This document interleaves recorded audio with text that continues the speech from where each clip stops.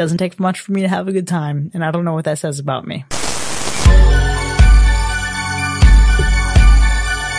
Greetings and salutations, and welcome to the spooky season with Hack or Slash. If you're joining us again, welcome back. Come on, we have a lot of grave robbing ahead of us this evening. If this is your first time listening, welcome to the party.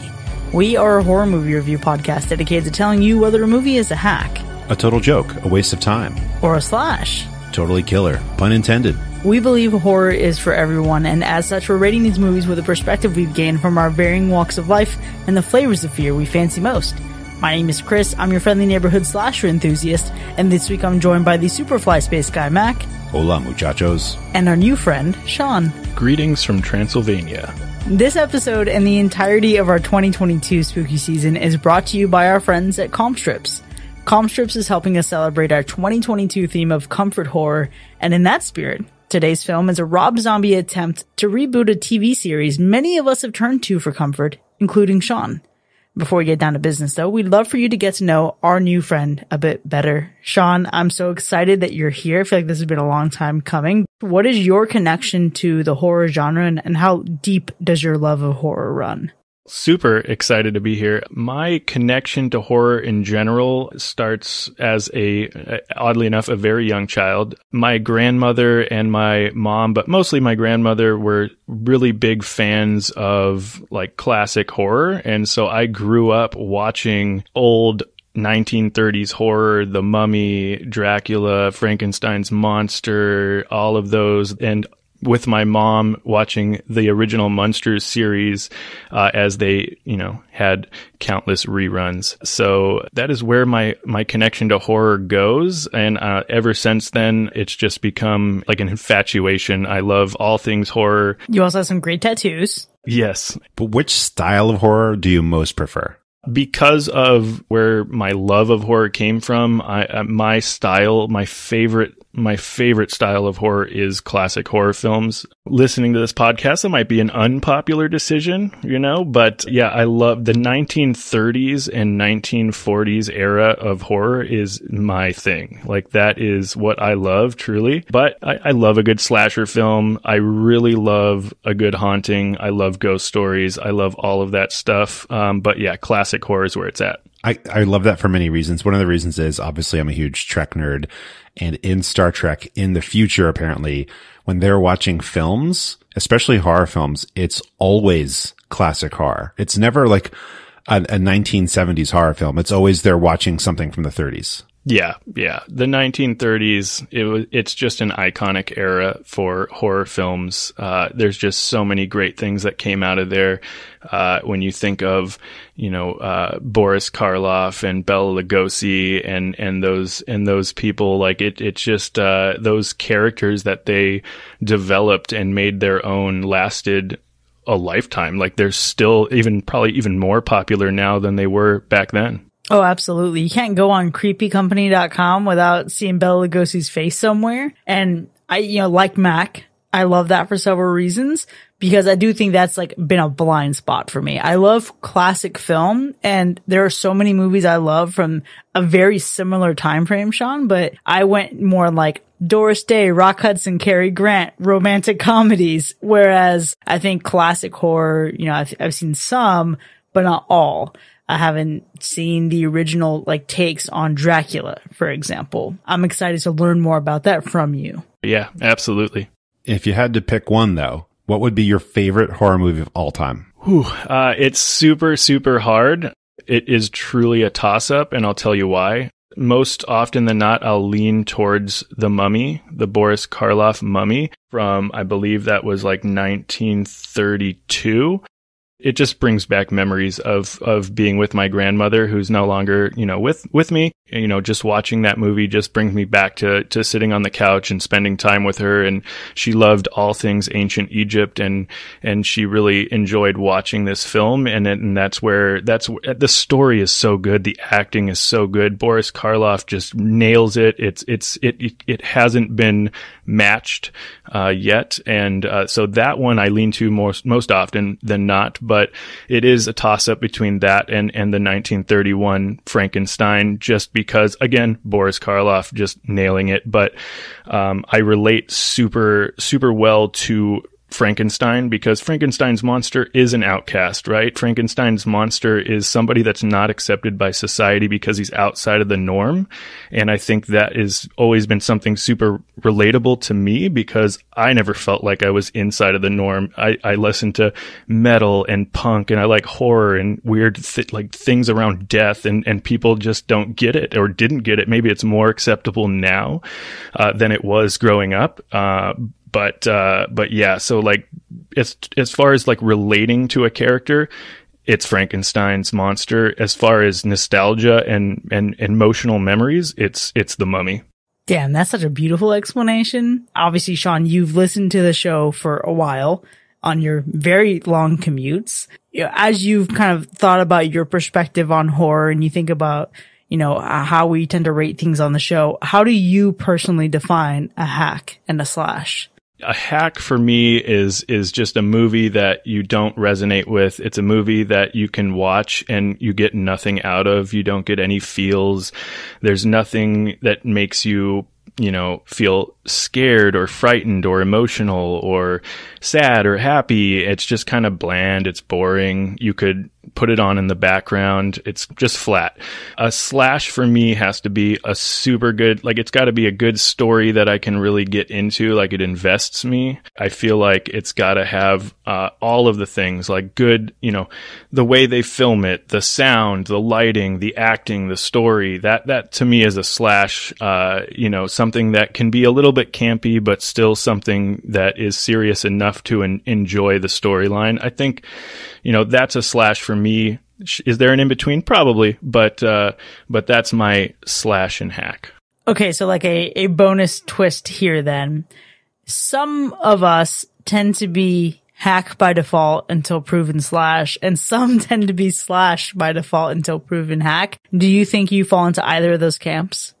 Oh yeah, that's tough, right? I don't know if I'm going to be necessarily as extreme as being like, this is a hack until proven slash. I think that I try to genuinely go into a film with an open mind and just allow it to captivate me in the way that it was intended to, or not. I'm not sure, but I don't go into it thinking like, well, this movie's going to suck until I think it's good, because that's a really tough expectation to meet, right? I feel like I'm just going to go in with an open mind, watch the film, and I'm going to assess that afterwards. Did I have a good time?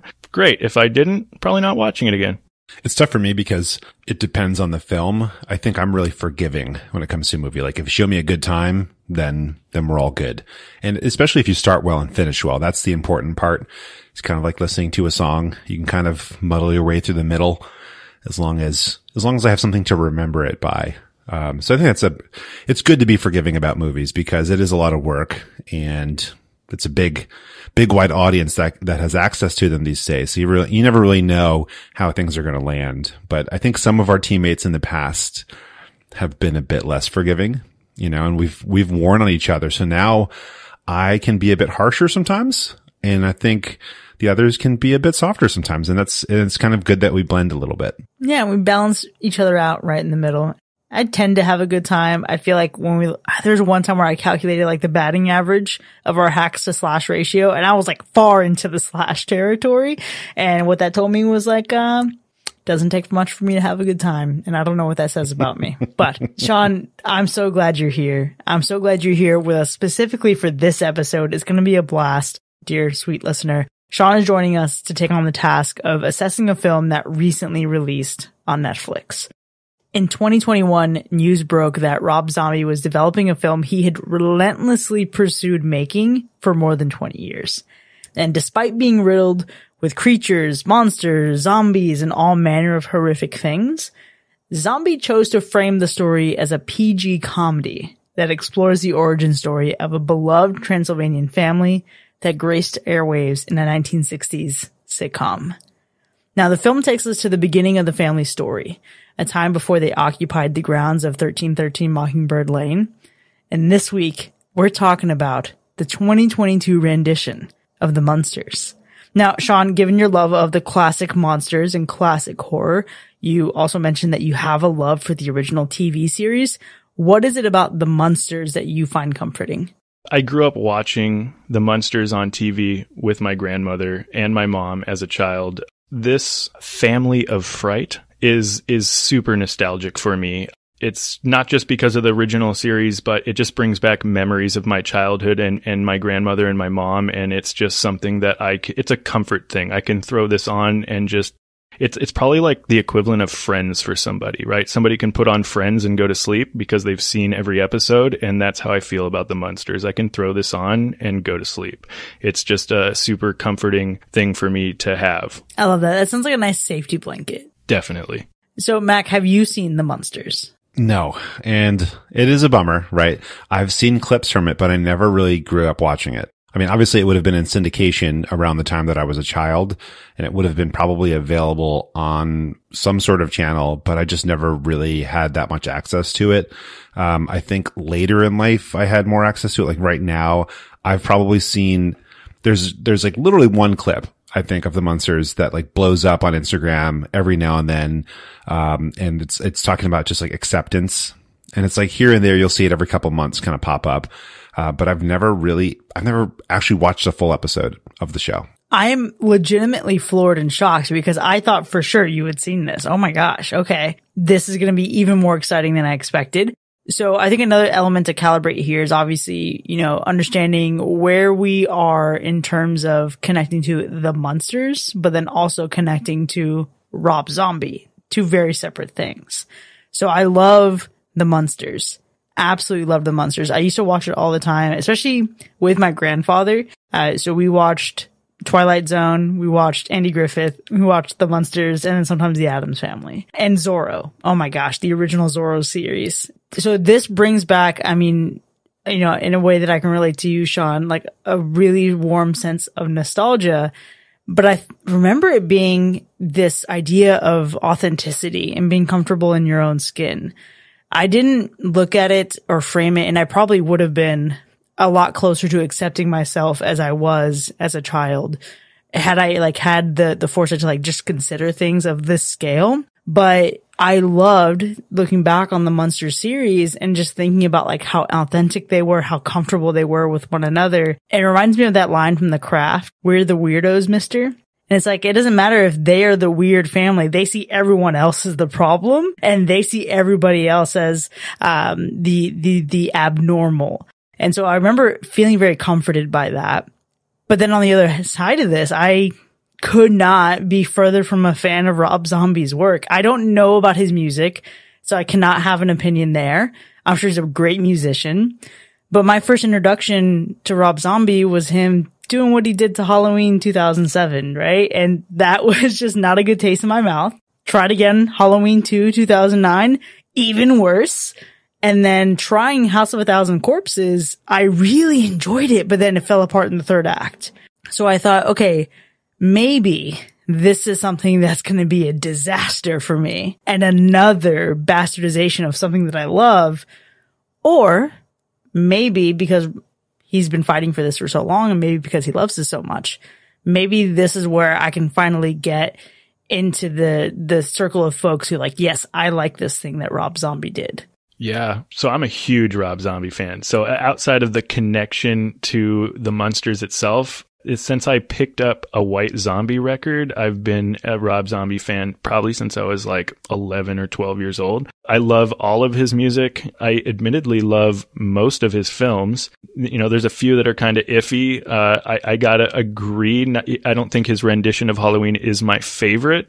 I definitely, this Halloween 2, I thought really just didn't hit the mark. I didn't necessarily mind his rendition of the first Halloween. It was brutal, but that's another conversation maybe. But I know that Rob Zombie has been trying to make a Munsters reboot happen for over 20 years. I know he's been really working to make this happen, and I'm glad he finally was able to make it happen. I know he's a lifelong fan of the original series. He grew up watching this series, and I know it's near and dear to his heart. So I was hoping that this was going to be everything that we all want it to be. I'm closer to Chris on this. I'll say that, Sean. So I've seen a ton of Rob Zombie films. Never really listened to the music. But it does remind me, I think when it comes to horror films, if you had to split into a couple different camps, when I was in probably, let's say, middle school, there was the people who were into punk who were more into the Ramones, and there were the people who were into punk who were more into the Misfits. And some people who obviously who can enjoy both. Like, nothing wrong with that. I never really got into the Misfits at all. Just like didn't do it for me. Preferred the Ramones if I had to pick between the two. So Rob Zombie to me, like, always felt super crust punk as a human being. And there's absolutely nothing wrong with that. We talked to Vero about it previously, and it's really interesting. But like watching his movies, it always just felt really grungy and gross, and I just never really enjoyed it. He always seems to make things really weird. Not weirdly, he just like makes things weird. And so when we're preparing to watch this, I mean, I don't have the background of seeing the show as a kid, but I'm familiar with it, and I'm familiar with the dynamic. I told Chris like a bazillion times that the perfect Herman Munster already exists in Ty Burrell, and it's so strange to see these other people like on screen playing these characters. But I came into this like with an open mind, thinking like, if it's good, it's good, you know, because it's not a rated R grungy horror film. But I just still expected for Rob Zombie to make things weird. Yeah, definitely. Rob Zombie is infamously, his movies are very redneck vibes, very just trashy. He's admittedly said that that's what he resonates with when he's making these films. He says that he, you know, grew up, you know, as an Evel Knievel fan and just, you know, that kind of, childhood of just kind of, you know, poor, like kind of, you know, vibes, just oddball kind of thing. And so, yeah, his style of films definitely can be trashy and brutal and very, very Texas Chainsaw Massacre-y and things like that. That's definitely the majority of his films. Oddly enough, though, when you're talking about the Ramones, Rob Zombie and Johnny Ramone are really good friends, or were really good friends before he passed. And Johnny Ramone is a huge fan of horror, and they actually had a friendly competition, if you will, on who can obtain the most actual original horror movie posters. So they were really good friends, and I actually saw Rob Zombie tribute Johnny Ramone in Hollywood Forever Cemetery in Hollywood way back in the day. It was quite the experience. That's awesome. I think the idea of like collecting classic horror posters sounds super up my alley though, and that might be something that I need to look into. Walking into this movie, wondering like, hey, which direction is this going to go? I remember being on this roller coaster as things were being teased, as ideas were being released. We see the incredible detail of Mockingbird Lane, and just we get that shot of the house. We find out that Sherry Moon Zombie is cast as Lily, and I'm like, which is ironic because I actually, the first Rob Zombie film I ever saw was Halloween. I thought she was great in Halloween. I didn't realize that Sherry Moon Zombie being a bad actress was a thing until like way later on. But I wasn't ready for her to be Lily. And I'm like, how is this going to go? But then the more you see, I was like, oh man, this looks like it's going to be great in terms of like the aesthetic of it. But then we got that trailer. Like the teasers were all great, but then we got the actual official trailer. And I know that there are things in that trailer that were in this movie, but it felt like two different experiences because that looked so amateur and it felt painfully poorly acted. And I went into this thinking like, man, this is going to be a real bad time. Yeah. I gotta say, when I found out this movie was being released, I was super excited, obviously. I didn't know what to expect, right? I didn't know if it was just going to be another attempt at a reboot, what the story was going to be. The trailer definitely threw me and probably everyone off. When I first saw the trailer, I agree. I thought it was like, I don't know. This doesn't look too good. I was hoping for the best. I think the trailer got a lot of heat. I think it created a lot of skeptics and doubters. But I gotta say, with all that, I did have high expectations because I do know how near and dear the Munsters are to Rob Zombie's heart. And so I knew he was going to do everything in his power to make this as best as he could. And you know what? I also had mixed feelings because I wanted the characters to stay true to the original series. I just have a hard time seeing anyone top Fred Gwynn and Al Lewis or Yvonne DiCarlo. Like, those were iconic characters, great actors. Fred and Al were like an Abbott and Costello. You know what I mean? So like topping those characters is going to be tough. So I didn't know. I had mixed feelings. Like, I want it to be good, but I don't know if it's going to be good. So that was me going into this film. So I had that feeling. And I kept it with me while watching it. And I think it honestly spoiled things for me a bit, because the entire time, every time Herman Munster's mouth opens, I'm expecting to hear Fred Gwynn. And I think you have to really get into this, you have to let go of that, because it will spoil it. I think, it's a different actor, it's a different take, and that's okay. But it did lead to me just kind of feeling annoyed while watching it. There were some vocal shrieks that were hard to get into. I'll say that. Lots of breaks and high pitches. And it kind of ruined, I think, several scenes for me. But maybe that's my own fault as the audience for setting myself up for bad expectations, because they're obviously not the same human beings.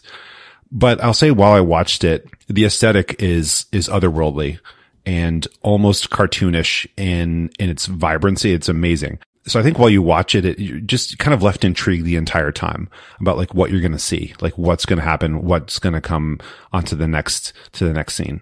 Oh man. Yeah. This movie starts off with a classic Universal logo and the sound of the plane going around the globe. And I'm thinking, all right, Rob Zombie, pleasure to make your acquaintance again. We're starting off on the right foot. And I was waiting for a shoe to drop the entire time. I was really waiting to feel something negative. But then it just kept going in a direction that was aesthetically beautiful. I loved the vibrancy of it. I couldn't find many men in this movie that had long hair. And I was like, all right, this is already off to a different start, right? But looking at this and looking at the tone of it, within the first few moments, you get this clue in that, okay, this is going to be campy. It's not just going to be a comedy. It's not going to just be like a Rob Zombie, as you would expect, kind of comedy.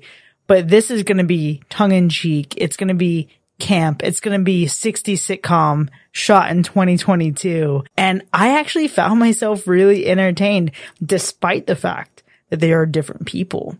There's something that this rendition of Herman Munster does, which is bring his own unique voice to it while still nailing the important moments. Like Herman's shriek, like there's a point where he laughs in a very specific way that sounded like Fred Gwynn to me. And it's not identical by any means, but it's like the spirit of that laugh was recaptured. And Grandpa Munster, it felt like, okay, I could buy this. I could get into this. And he created a world that it didn't feel perfectly in sync with the original, but it felt like an entertaining time. Yeah, absolutely. I got to agree. I think the aesthetic of the movie was awesome. It felt like I was in like the best haunted house I've ever been in. The lighting, the stage, the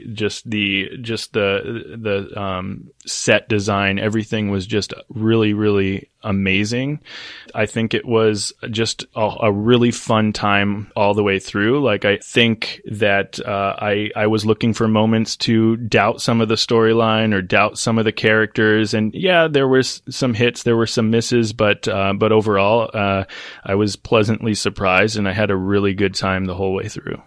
We come back to this aesthetic thing, and that's honestly the thing that surprised me the most when getting into this, because, Chris and I have some very, very similar expectations when it comes to Rob Zombie. And when I started watching this, I'm like, okay, this could go a couple different ways. But as we get further in, there is this certain level of polish that is very much unlike other Rob Zombie pictures. And it was a massive shock, I think, to me, because there's some use of color in this that is absolutely astounding. There's just like the makeup effects that we get, the set dressing. There is an absolute professionalism to a lot that happens here. And like you mentioned, it's like the best haunted house you've ever been to, but there's just so many details everywhere. And then somehow we're also going to merge that with kind of like 60s specific film choices. There's a section where I don't know if you want to call it a montage, but it's kind of a montage that you would do in the 60s, which is kind of like put the characters in front of a fake background. And I actually found that segment to be kind of delightful, because it's not super cheesy. It's it's cheesy enough. It's campy enough. And it's done in a way that like reminds you of like they would have had this on TV back then. This is how they would have done it. And I was like, again, delighted by that because it was like a small minute, you know, it didn't last very long. It was just enough, but also balanced with, okay, we're going to go into another scene when we're in real life, we're on a street somewhere or something. And just like some really great choices aesthetically and visually. Oh, 100%. And I think the best part about that is the fact that it's used as punctuation and it gives you this nostalgic feeling of Creepshow. And you think about how Creepshow did this to, you know, really simulate classic horror comics. And it felt like two complete different concepts married from the same era. And I really, really enjoyed that. I think one of the things that surprised me was just how different this felt, even with seeing how so many people star in this movie who have been in previous Rob Zombie works that I didn't enjoy. One of the main doctors in this film is in the versions of Halloween that I absolutely detest, right? But it's amazing to see them disappear into a different role with a different direction and to see Rob Zombie's vision come into a completely different arena and really do something that can adapt a different aesthetic, but also bring his own style and give a twist to something without corrupting the soul of it. And I really enjoyed that. But I will say, there is something that is very easy. There are a number of things that I think people will absolutely be disappointed in this movie about.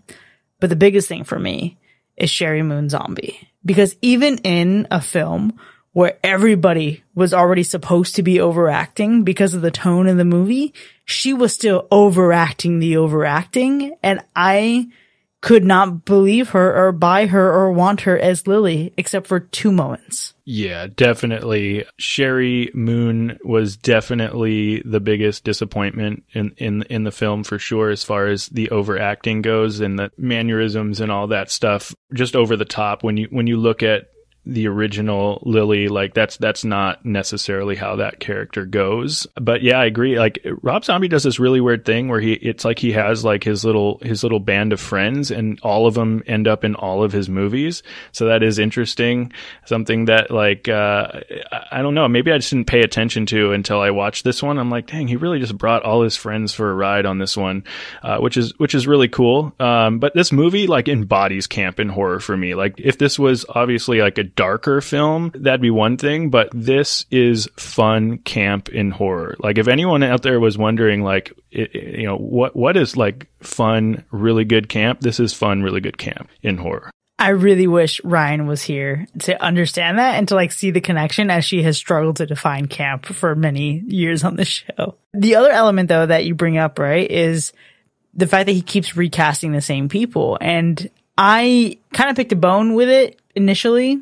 But then you hear his explanation. He's like, hey, I only had so long. I only had like 3 months to do this. I'm not going to start over chemistry with everybody, right? These are people I know who know how to work together. They know how to get along. And I mean, still, I wish, even if Sherry Moon Zombie was still cast, I wish he went a different direction with her character, because if I could have even an ounce of how grounded she was in that movie brought into this Lily, I think it would have been far more successful. Yeah, definitely. That being said, like that, putting that to the side, I think the characters in this movie are so likable and so in a way so relatable that you don't even notice they're monsters at times, right? Like you just get caught up in the film and it's just a good time. There's definitely a lot of nostalgia here. I loved how much attention to detail Rob Zombie had throughout the film. I loved the little Easter eggs of like the Universal monsters sprinkled in and different things where he, you know, just really, really good, tasteful kind of, you know, injections of things that, you know, influenced him over the years and just what he fell in love with. And it's fun for me because I mean, obviously we do a lot of horror and we see some pretty gnarly stuff, but every now and then you need a good PG or even just a PG-13 kind of break from all of that. And so this is a nice change here, especially for Rob Zombie. It's a nice change because it's not a scary movie and it's not supposed to be a scary movie. And he could have gone that way. He could have said like, I want to make it truly bizarre and truly like haunting and scary and see what these characters can really do, you know, like let's see what happens to Winnie the Pooh now that he's entered the public domain. But no, he was like, no, I freaking love the show. And I want to pay homage to that. And yeah, we lose some fright factor because of that, but that's okay. That's the point. Yeah, definitely. Yeah. Is this movie frightening? Not at all. Can I see like a small toddlington getting scared of this? Yeah, maybe, if you have like your little 5-year-old toddler with you, maybe some parts, but no, this is a fun movie. It's family friendly. It's PG. It's outside of the norm for Rob.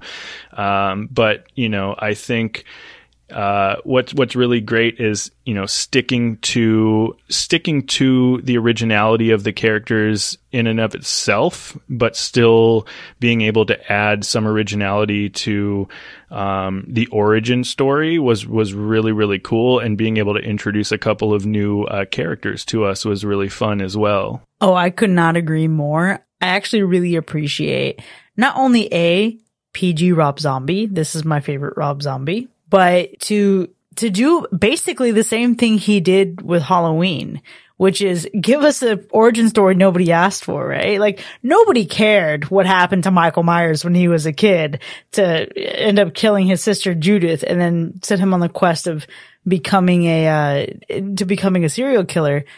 But he also humanized Michael Myers.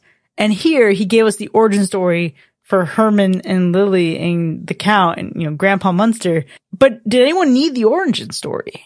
I don't think any of us would have thought, okay, you know what I really want? A reboot of the Munsters. But fuck Mockingbird Lane. I want to go back to Transylvania and see how this all came to be. And I appreciate the step because it's two different applications of a similar concept.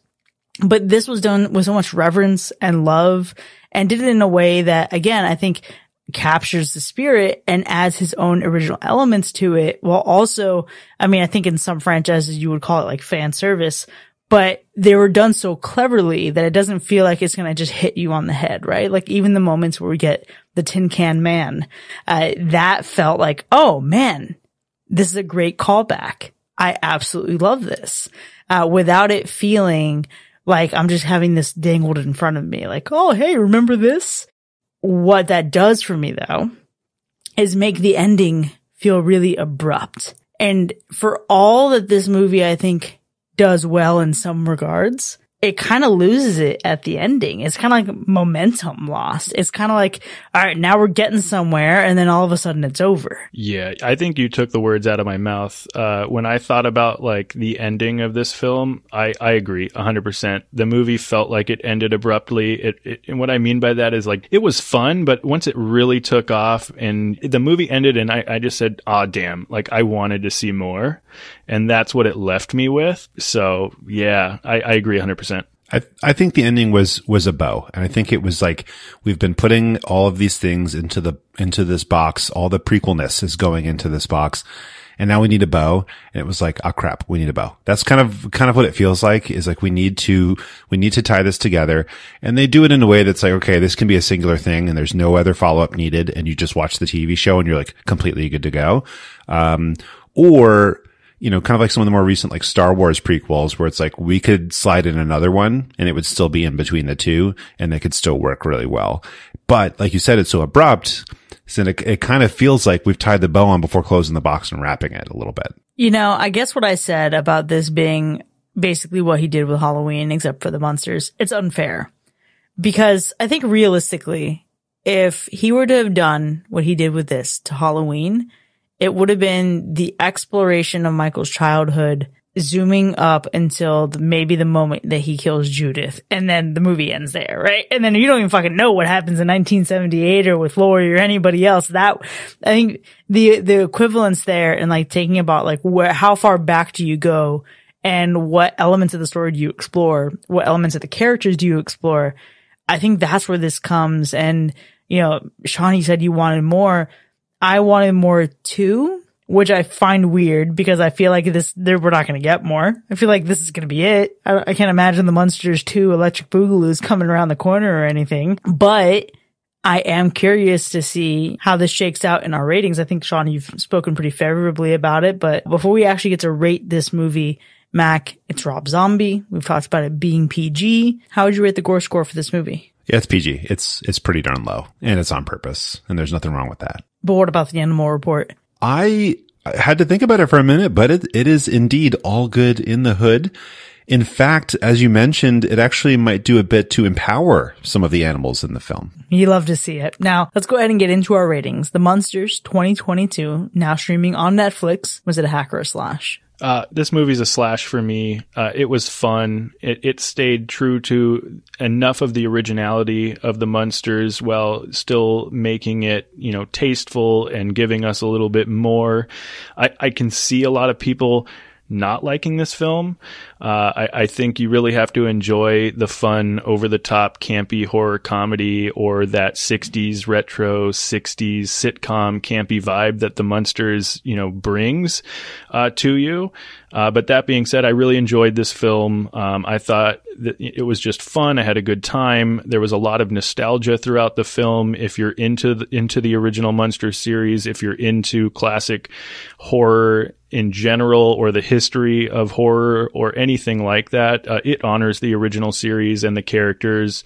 It's a slash for me. I'll definitely be adding this one to my annual Halloween horror movie list. That's some big, some big props you're giving the movie there to add it to the annual cycle, I think. It's fun, it's something that you have to add to the list, in my opinion. You can't all have all the serious stuff. You got to have some fun stuff. You got to throw in the hocus pocus and that kind of stuff. You got to have fun with it. And this is one of those fun movies you can sprinkle in there. This is his palate cleanser, Mac. Hey, yeah, everybody needs one, and that's all right. Well, I'll say, I mentioned it earlier, but I've never seen the Munsters like completely. I never watched it as a kid. So going into this, I had no idea if this would be close to the original. I don't know if it would be an improvement or if it was some kind of downgrade at all. But what I do know is I could tell while watching this, there was a lot of love put into it. And this was made by a fan of the series. I could see this being somebody's new comfort movie. Like this is like their movie now that they're going to watch when they need to chill out and cleanse their palate. The hard part for me was it was kind of tough to watch in a few parts, especially due to some of the casting choices. I think there was some just misplaced choices. And I think you mentioned Sherry Moon Zombie, and I know that she could have done a completely different character that I might have gotten. But that's not the way they went with it. And that's totally fine. It was hard to get into for me, especially Herman Munster's casting. That was really tough for me to really enjoy. I found that most of the other characters in the film were incredible, and many of them I really enjoyed watching, especially Grandpa Munster. I was 100% into that, but I just couldn't get into it that much, I think is the problem I had. I've never been a Rob Zombie fan. This is the complete opposite of everything else I feel like he's ever made, but still it ended up kind of being a hack for me. I think this is more of an audience issue and not an issue with the film itself. Okay, so no surprises. I dislike a lot of Rob Zombie's work, and I love the Munsters. So this could have been very much a disaster, and it wasn't. When I consider the bar that Rob Zombie would have to meet or cross for this to have been a slash, it was pretty low. But I think walking in with low expectations allowed me to just experience this movie with joy. And look, Rob Zombie, sir, I owe you an apology because clearly you know what you're doing. And it just took me until 2022 to see it after you wounded me as a 17-year-old with Halloween. So I'm glad we're on better terms now. But this movie is absolutely a slash. And it's a slash because it manages to capture the spirit and the soul of what the sitcom was and stay true to that, even when it's not popular too. Even though so many people who watch this movie are not going to be super jazzed about the style of comedy. I know several people who cannot gel with the type of jokes in this movie. It happens to be palatable for me because I love older movies and because I like this old sitcom, right? That's charming to me. This gave me a family to root for. I love the Count in this movie, and I actually found myself smiling in a Rob Zombie movie. So what the hell is this? It's for some people. It's not necessarily for others, but either way, it's kind of palatable and an easy watch. I think that hits the sweet spot for me. Now, with that, The Munsters in 2022, now streaming on Netflix, has earned 2 slashes and 1 hack. Now you can find this movie online, so go check it out. Then join us in the second half so we can dive into Mac's hack together. We'll see you in a bit.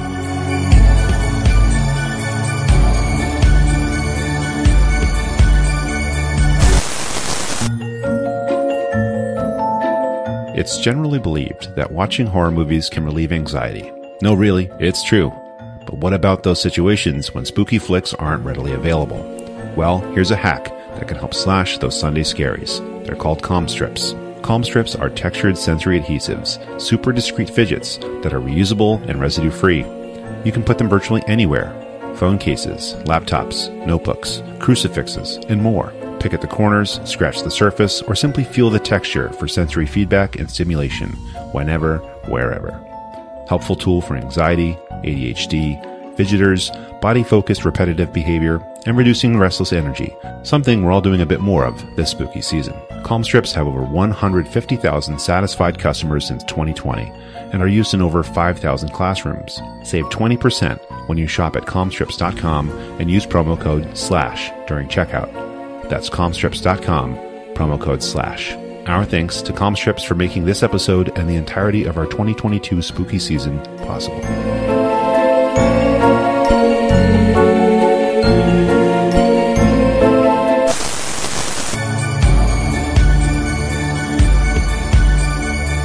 Welcome back, folks. You are now entering the spoiler zone for the Munsters 2022, which has earned 2 slashes and 1 hack.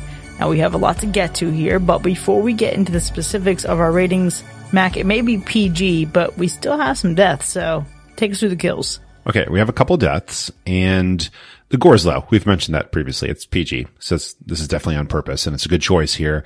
But the deaths we have, the first one, and this one was probably my favorite just due to the comedy of the actual death itself, but this is the zombie Franz Pennywhacker, who gets bonked on the head. Just a good old comedic bonk and a little hole in the skull. So quick. Like, it surprisingly just took that zombie out. Like, it didn't, I feel like it not even hard enough to get to the brain, but all right. And you know what? I feel like he didn't quite deserve it. He seemed like a very cordial young man. He was just rolling up there with his briefcase, really looking to do business, to bid greetings and salutations. And that's the thanks he gets. The disrespect in this household. Terrible. The thing that bothered me about that the most is it was so quick, but I did love the little quip at the end of, oh my, or something like that as he falls to the ground. Yeah. The Von Rathbones died. Both brothers died together. Yeah. And, you know, Shecky did have a dramatic death that was revealed, and he obviously died like just hours after his brother did.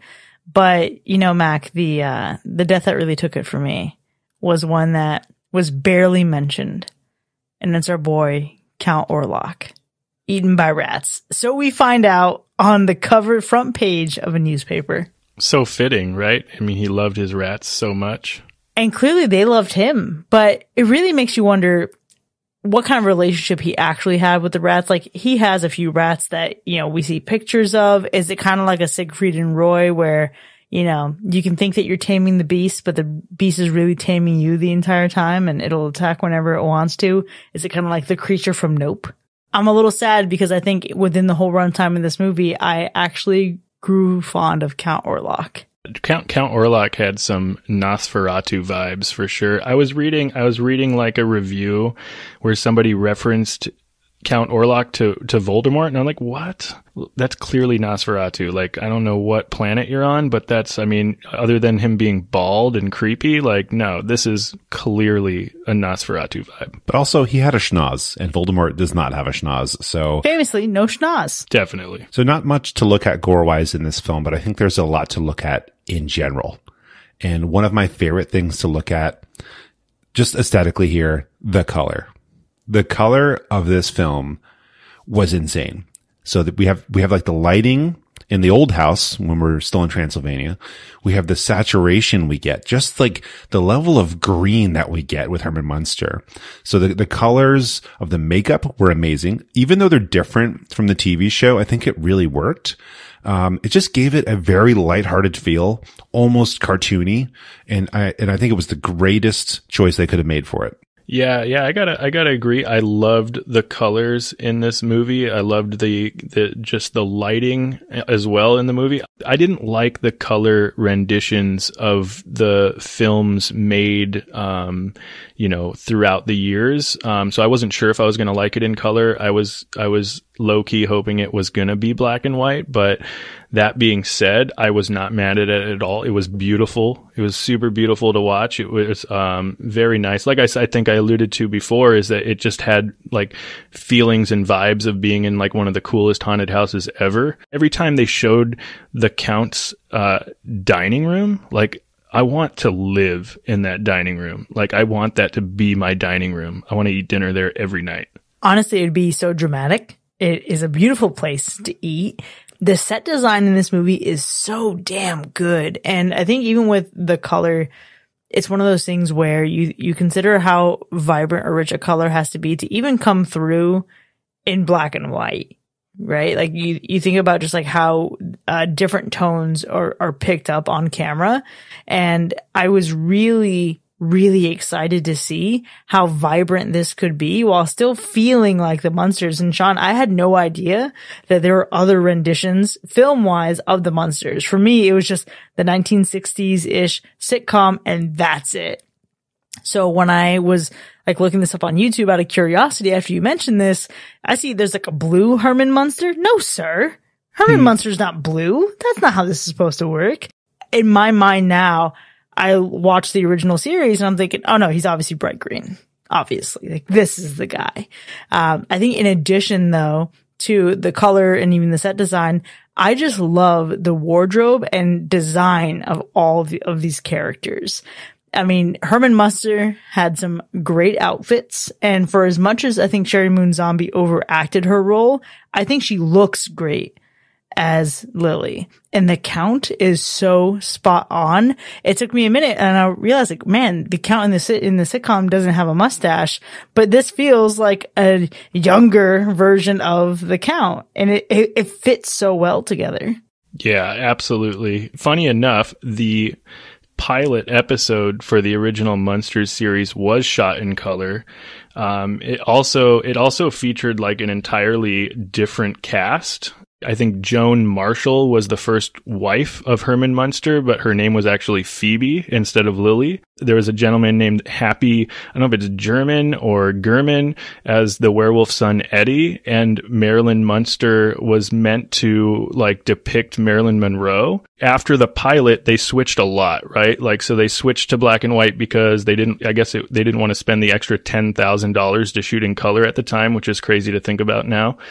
But they changed Butch Patrick to the role of Eddie because they wanted a more like Leave It to Beaver vibe in that character. And they subbed in Yvonne DiCarlo because they thought that Joan Marshall was giving off like way too many Morticia Addams vibes. That's a brilliant choice to make because you want to kind of stand out from what else is out there. Yeah. Yeah. Let me just say, I was 32 years old when I realized that Eddie Munster is a werewolf and not a vampire. I'm 32 right now. There are episodes of the Munsters where he's howling at the moon, but for some reason, I still put it in my head like, well, obviously he's Lily's son, so he's a vampire who's probably like also dabbling in werewolf shit. I just did not dig mentally like very deep into the lore or the construct of that, and I feel very foolish now. But I've also always referenced Eddie Munster because I have a widow's peak and I hate my widow's peak. And I feel like every time I see my widow's peak in the mirror, I feel like I'm fucking Eddie Munster. You gotta just roll with it, Chris. Accept your hair for what it is. No, it's going to be trimmed forever. I absolutely hate it. For all the glitz and glamour of this movie aesthetically, there are so many amazing scenes to pick from. And I know that I'm sure that Sean, Mac, you'll have a couple good ones yourselves, but I'm going to say that one of my favorite scenes is before Herman Munster is really even introduced, and it's actually Lily and Orlok's date. Again, Sherry Moon Zombies, her performance is outrageous, but I love being charmed by Count Orlok, and he's like, do you like rats? And he's just so excited about it and wanting to share his joy. But then we get the disco vampire dance song, and it's like, let me tell you this. Count Orlok knows who he is. Count Orlok says, I dare you to love me in the skin that I'm in.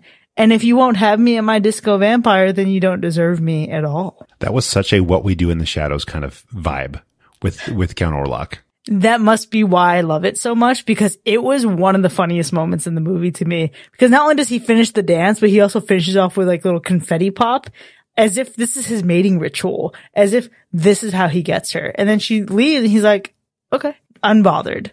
Clearly has regular dates, is always finding someone to take out in the town, to find some company. He's an underrated MVP of this movie for me. And I think the charm in that, and to see how much care was put even into the background characters, something that I think, correct me if I'm wrong, Sean, but I think Count Orlok is just kind of like mentioned in the series and never really like super explored. So I love seeing that come to life. Yeah, definitely. There's a lot of like mentions to, origin stories and things that we don't get to see to come to life, which is really cool to see in this film. But yeah, I have to agree. That scene is really awesome. It's just, that's a relatable scene, right? Everyone's been on that kind of date where you're just like, like, why am I here? How did I make this decision? I made a mistake. How do I get out of this kind of thing? It's so relatable. And again, that is exactly why this movie is so successful, that the series was so successful, because you don't even notice that you're watching a bunch of monsters do weird oddball things because it's so relatable. Yeah. And oh my gosh, even how silly it was when they're kind of like coming in at each other and circling each other like stray cats about to fight. But I think what really sold it for me, and this is kind of going back into like the set design of this film and how fucking beautiful it is. There are so many signs in the background in that alley. One of them says The Raunchy Raven. Another one says Live Dead Girls. Are you fucking kidding me? The comedy that's baked into every fiber of this movie. It may not be comedy that you're into. I totally get it. I respect it. But for me, it tickled my fancy. I loved some of the comedy they did. And my favorite scene has to do with the physical comedy that they added in, because I think a lot of sitcoms early on started out being successful because of physical comedy. Because I think when you got a little bit too highbrow, things started to get a bit boring. And so that's probably why I love Modern Family, because there's a lot of physical comedy in it. But in the hotel room in Paris, when the Count shows up, and we get the door open and the thank you and the door open and the tip, and then eventually the door open after the realization of who's there. Utterly freaking brilliant. I loved that exchange so much. And that's the kind of thing I'm here for. Some of the jokes that we get, even if they're dad jokes, that's fine. We need that, especially if you're basing things off of a 60s sitcom. But I think the physical comedy is what truly sells it. And I wish there was a little bit more of that wit, because that was so clever, and I need more of that. Yeah, I agree. I think it was tough. I think it was tough specifically to bring, I think, what you're wanting in that with the characters of Herman and the Count, because we're going back in time, we're going to an origin, we're going to a place where the Count doesn't want anything to do with Herman, so they actually have this kind of standoffish vibe, like he's trying to get rid of Herman, he doesn't want anything to do with him, whereas in the series you get that you get that kind of pairing that's just unmatched. You get that Abbott and Costello vibe, you get that beautiful companionship throughout the series that you're not able to see in this film in that same way, just because of where the story takes you, which it is what it is. I think my one of my favorite scenes for sure, and it was short and sweet, but it's the introduction to the Count. I think just seeing the Count rise from the crypt, waking, and it's just so cool. It's like, it's eerie, it's impactful, it's beautiful, it's vibrant. And then all of a sudden the back goes out and you get that campy comedy right away, and it just it just hits all the feels. It was such a really great element. I loved that scene. My follow-up would be like the Halloween rave at the end. Like, that was just like super fun, super cool. Like, I wanted to be there. Super, super, super cool. Oh my gosh, such a good scene, the Halloween rave. And then it also reminds me of an episode of the original series where they go to a Halloween party. They're invited. It's one of like Marilyn's suitors who finally convinces his parents to invite Lily and Herman over. Obviously, they are kind of dressed up themselves. in relatively normal costumes, and then there's a guy who's dressed up as someone who looks very similar to Herman, and they end up winning the costume contest. And it just felt like a nice little callback to that moment.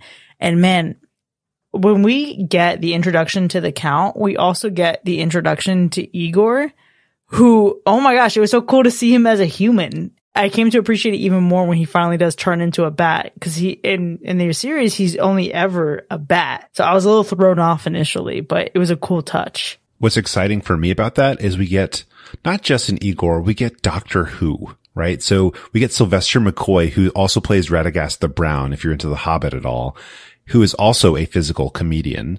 And what an amazing choice to play Igor.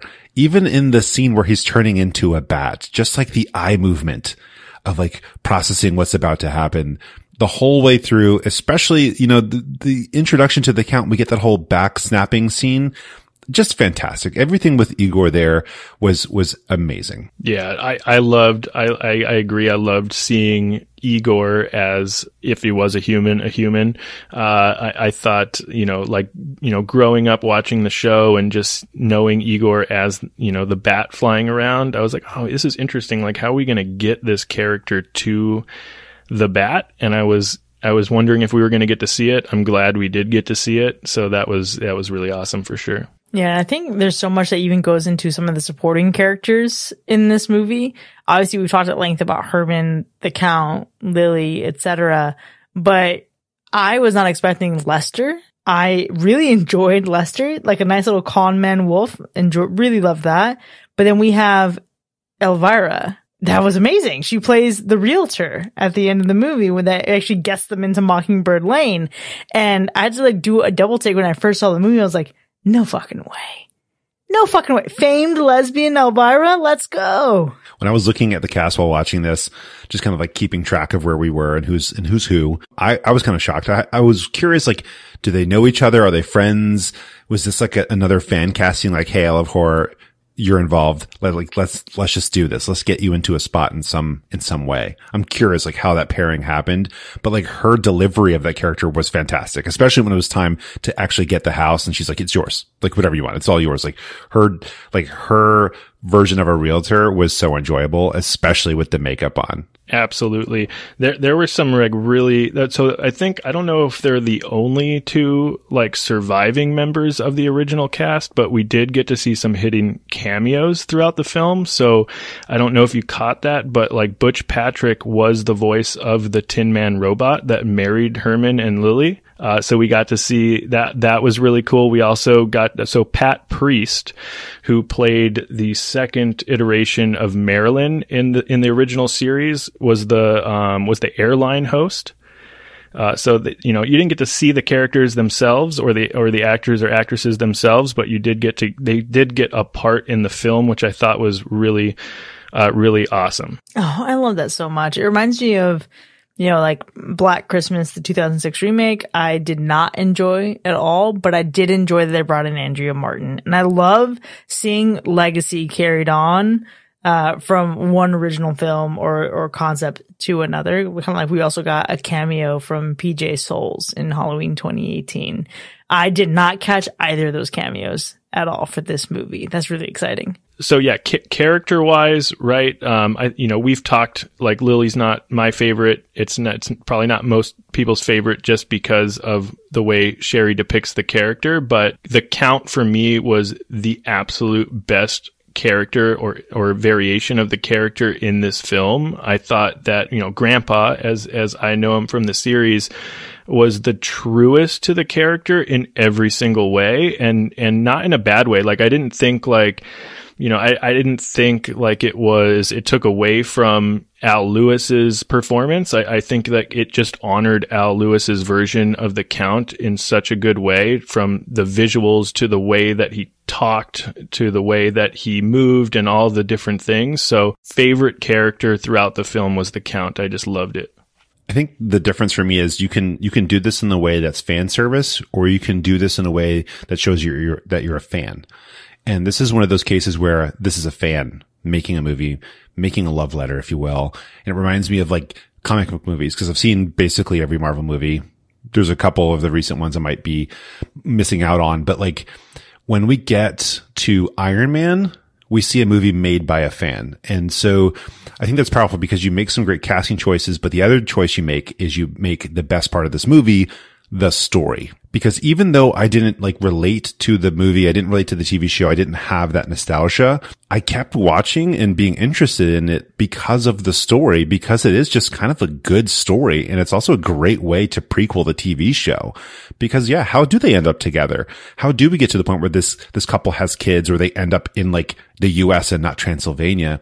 And there's like a bazillion ways they could have gone to get there. And this, I think, was the right choice. Man, there are so many awesome things to pick from this movie. You know, Sean, earlier you mentioned the Count and his depiction being one of the best parts. And we think about just the accuracy and the spirit and the soul. And, you know, I've heaped a lot of praise onto this movie, and it's probably not the slashiest slash that I'm ever going to give. And I feel like this is definitely going to be one of those episodes where like a lot of people are going to have a hard disagreement with me, in terms of what this movie is. But when I think about having rated it a slash and now having to consider like what the absolute worst part of this is, I want to go light on Sherry Moon Zombie, even though I do think she has the singularly worst performance in the entire film. The worst part for me is how we get from A to Z, and how rushed it feels at the end. And really just this feeling of like a complete cut in momentum.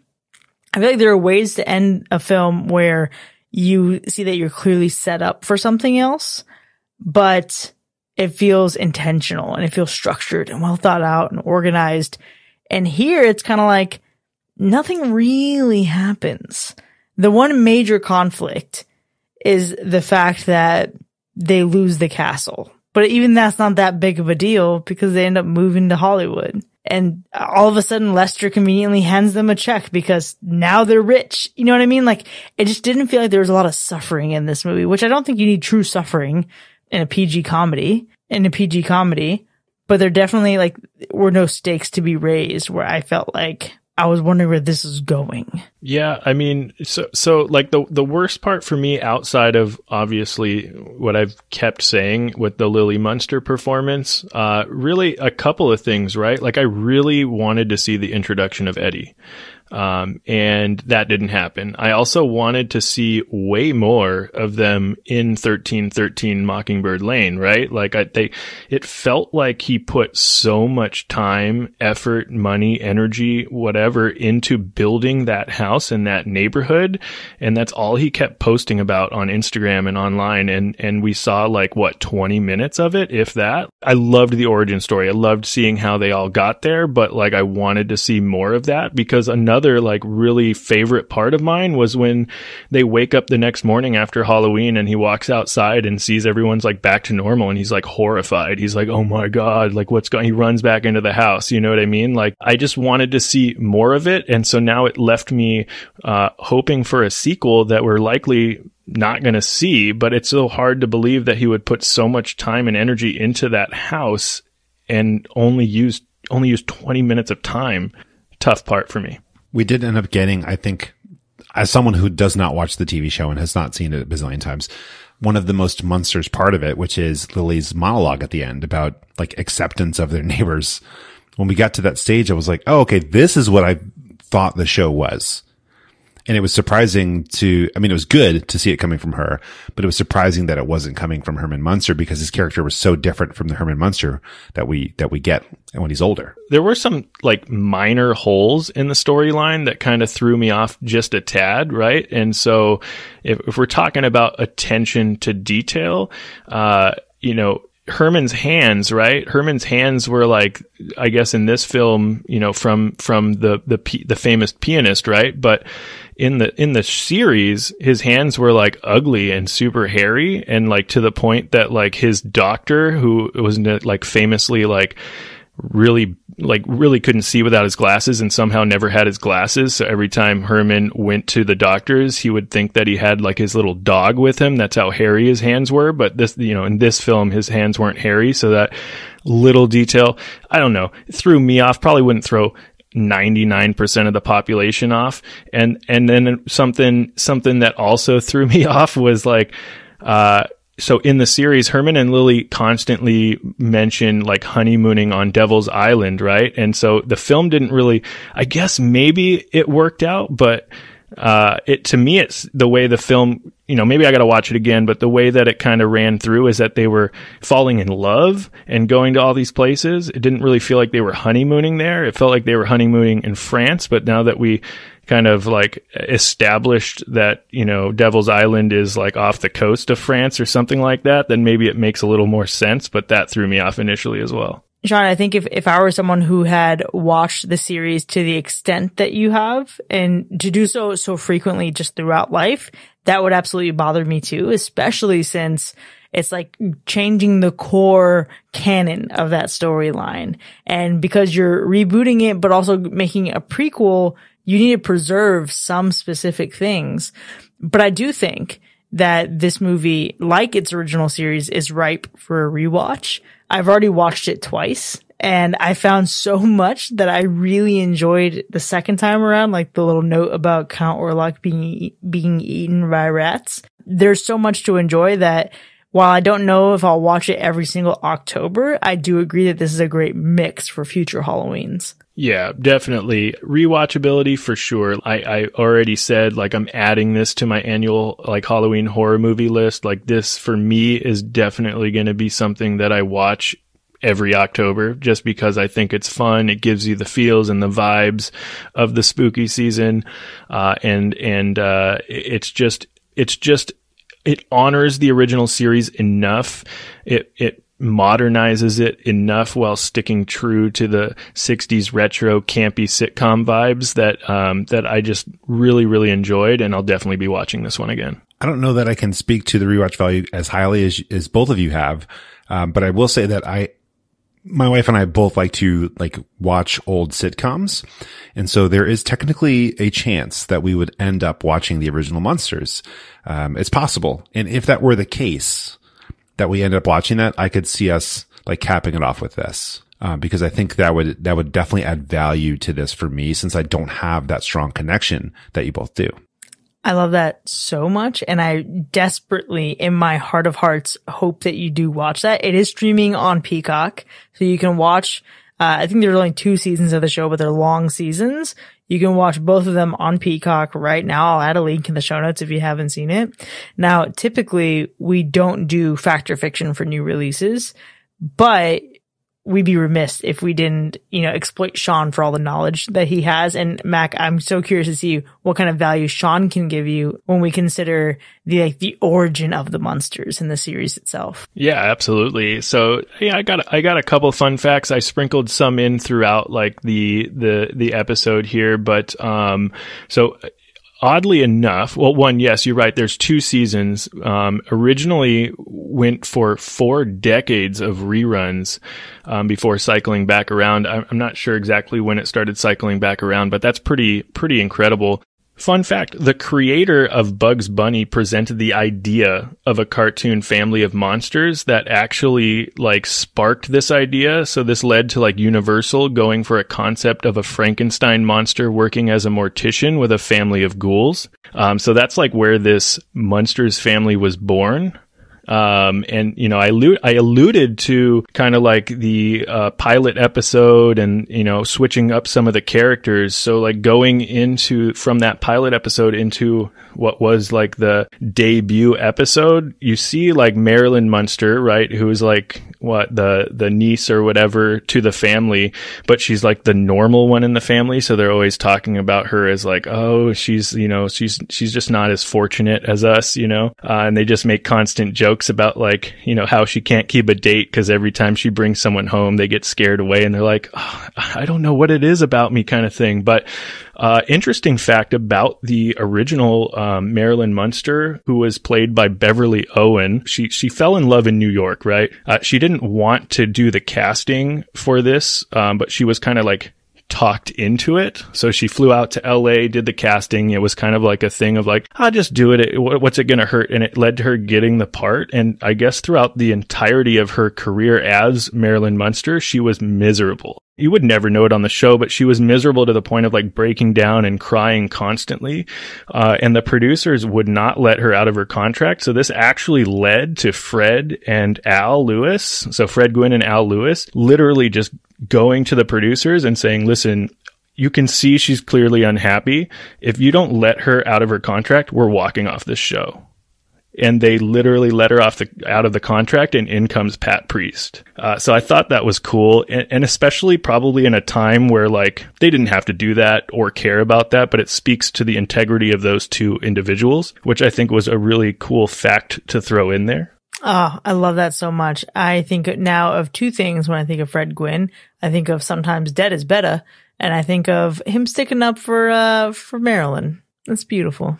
Yeah. Last fun fact, I'll throw one more at you. Fred Gwynne actually had to keep an air hose hooked up inside his costume to keep himself cool throughout shooting, which is interesting, but like it's actually really serious because he was so hot and lost so much water weight. He lost so much weight doing that role that like it was unhealthy. Like he literally could not keep weight on. So I can't even imagine how uncomfortable that would have been to try and deal with day in and day out. I feel like I need one of those air hoses with me always. And I'm not even wearing a costume, you know? Okay, Herman. Thank you so much, Sean, for sharing all of that. And there's so much more that you can dig into in the original series. And there's so much more that we have to say on this. And the conversation is going to continue. Obviously, you listening now, it's the spooky season. It's October. What better place for you to come hang out and talk about horror movies than in our own Discord server? You know, as of right now, the Munsters has earned 2 slashes and 1 hack, but that's only 3 out of like a normal 5-person panel that we have. So we need your opinion on this. We want to know where you stand. Did you enjoy PG Rob Zombie? Is this your vibe? Let us know. You can join in on the conversation by hanging out with us in that Discord server that I just mentioned. You can click the link in our show notes to sign up, and you can even see which movies we have lined up for watch parties the rest of the month. If you've enjoyed listening to this episode, consider joining the New Blood Drive and becoming one of our patrons. Visit patreon.com/hacker/ to receive our limited edition 2022 anniversary poster and enjoy more of the show with early access, extended episodes, bonus content, and live shows. Thanks again to our friends at Column Strips for making our 2022 spooky season possible. We'll see you next time, folks. And remember, a man's more than the sum of his parts. Catch you on the flip side.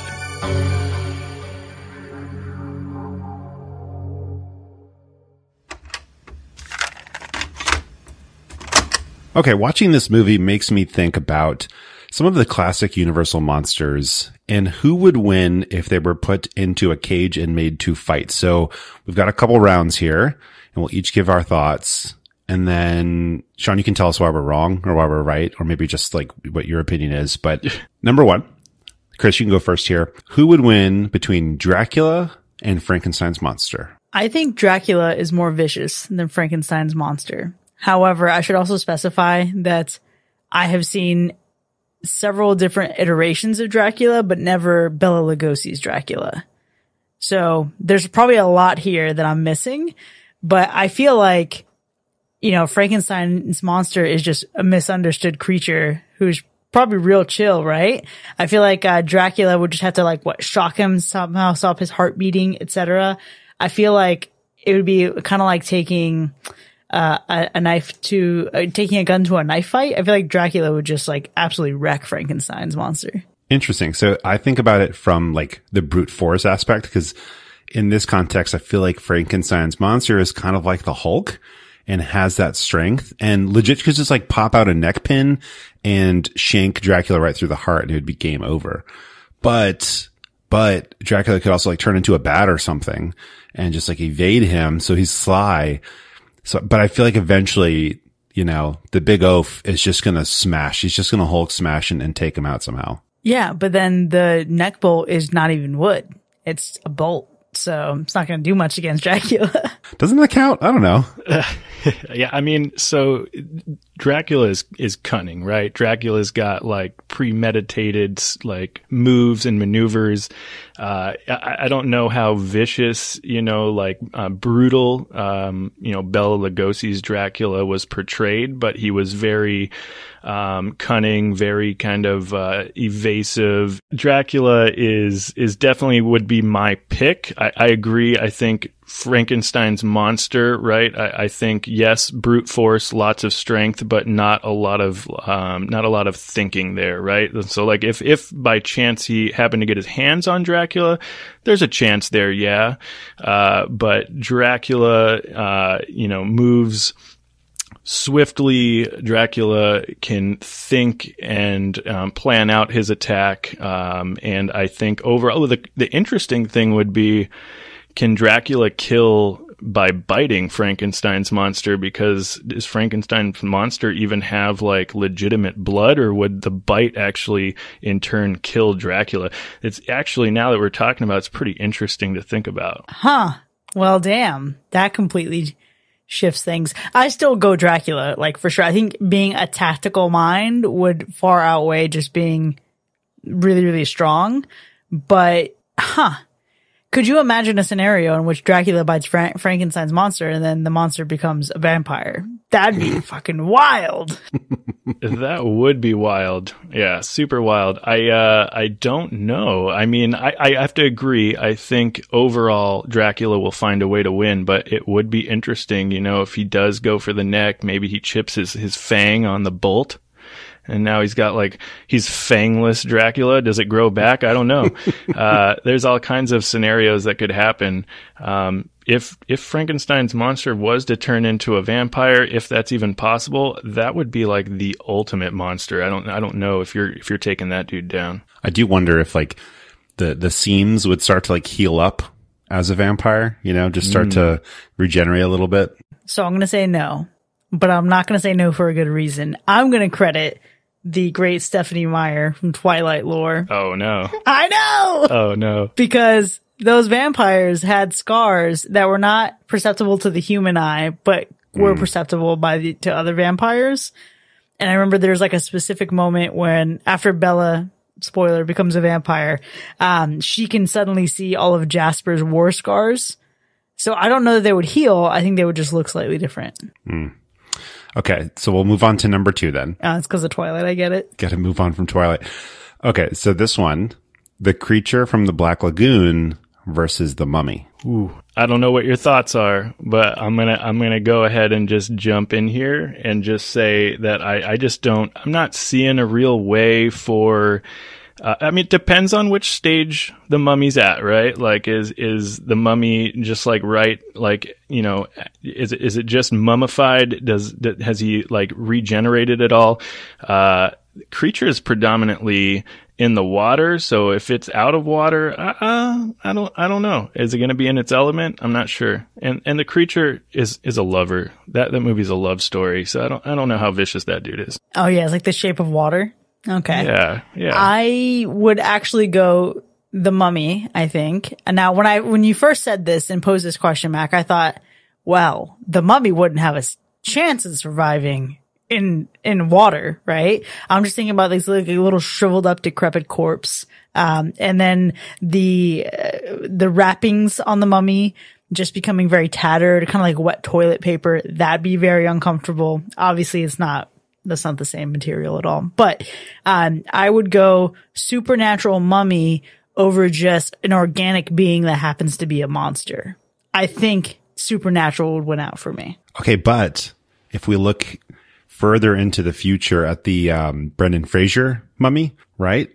Organic beings there are able to take them down. So yeah, but this one is a fish. Yeah, that's is that accurate? It's not Brendan Fraser, so I don't know. Yeah, this is going to come down to like home turf advantage. Like, where is this fight happening? Is this, think of like a Mortal Kombat scene. Is this happening in the water, or is this happening like in the desert? Oh, dude, if Creature from the Black Lagoon gets dropped into a tomb beneath a pyramid, obviously he's going to shrivel up before it could even be a fight. You know what I mean?